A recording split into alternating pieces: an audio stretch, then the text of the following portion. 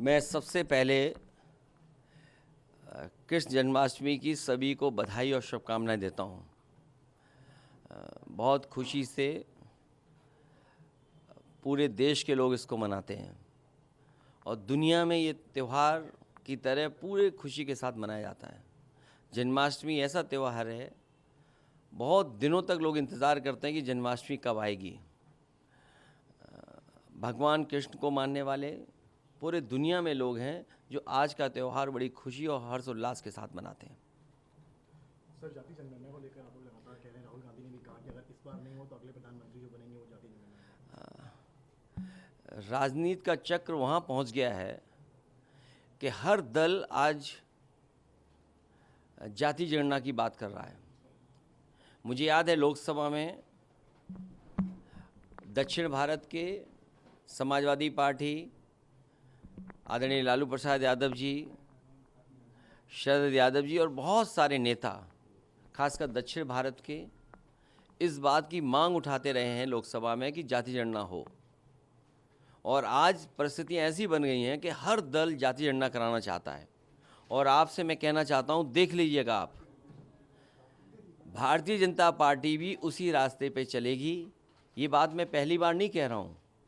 आज से लगभग 1 साल पहले मैंने कहा था कि वो दिन आएगा जब भारतीय जनता पार्टी भी स्वीकार करेगी और जाति जनगणना के लिए आगे आएगी।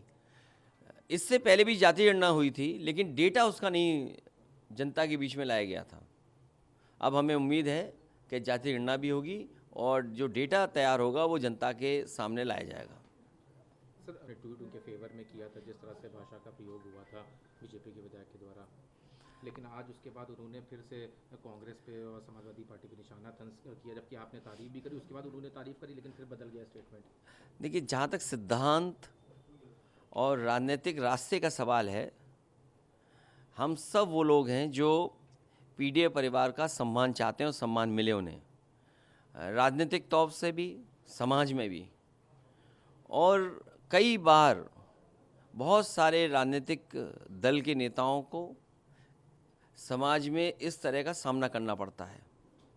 बहुजन समाज पार्टी के नेता के लिए जो शब्द का इस्तेमाल करना, भारतीय जनता पार्टी का व्यवहार ही ऐसा है। और ये व्यवहार हम सब लोग कोई आज का नहीं देख रहे हैं, हजारों साल से हमने और पीडीए के परिवार के लोगों ने इस तरह का व्यवहार देखा है। हमारा और समाजवादी पार्टी का कहीं किसी तरीके का किसी का अपमान होगा, अपमान नहीं होने दिया जाएगा, उसके लिए आवाज़ हमेशा उठाते रहेंगे। उन्होंने आभार दिया था, आभार के लिए मैं उनका धन्यवाद देना चाहता हूँ, क्योंकि राजनीतिक परिस्थितियाँ ऐसी हैं कि अब तो कोई आभार भी स्वीकार नहीं करना चाहेगा और धन्यवाद भी स्वीकार नहीं करना चाहेगा। मुझे लगता है कहीं ना कहीं इसमें भारतीय जनता पार्टी की भी चाल लग रही है। नहीं, आभार के बाद फिर स्टेटमेंट बदल गया, क्या कोई नहीं, इसमें मुझे लगता है कि भारतीय जनता पार्टी की भी कहीं चाल है। भारतीय जनता पार्टी कहीं भी किसी के साथ किसी को आने नहीं देना चाहते हैं। और सच्चाई तो ये है कि भारतीय जनता पार्टी के लोग कभी भी पीडीए के परिवार के लोगों का सम्मान नहीं करते हैं, दिल से, मन से।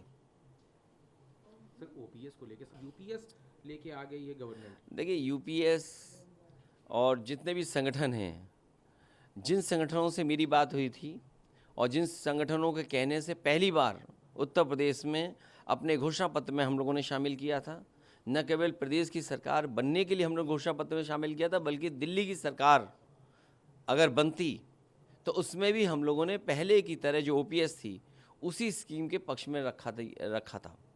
हमें उम्मीद है आज नहीं कल, जिस तरीके से जनगणना के लिए सब पक्ष एक हो रहा है, वैसे ही ओल्ड पेंशन स्कीम के लिए भी सब लोग एक साथ हो जाएंगे।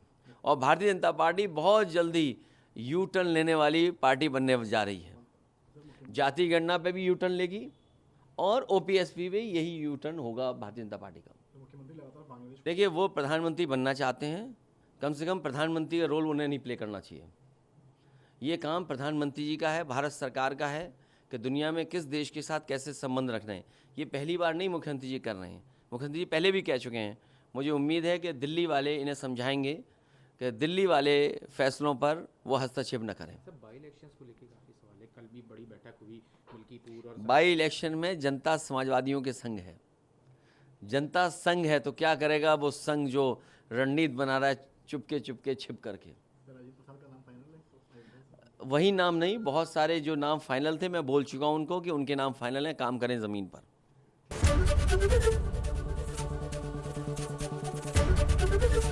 एबीपी गंगा, खबर आपकी, जुबान आपकी।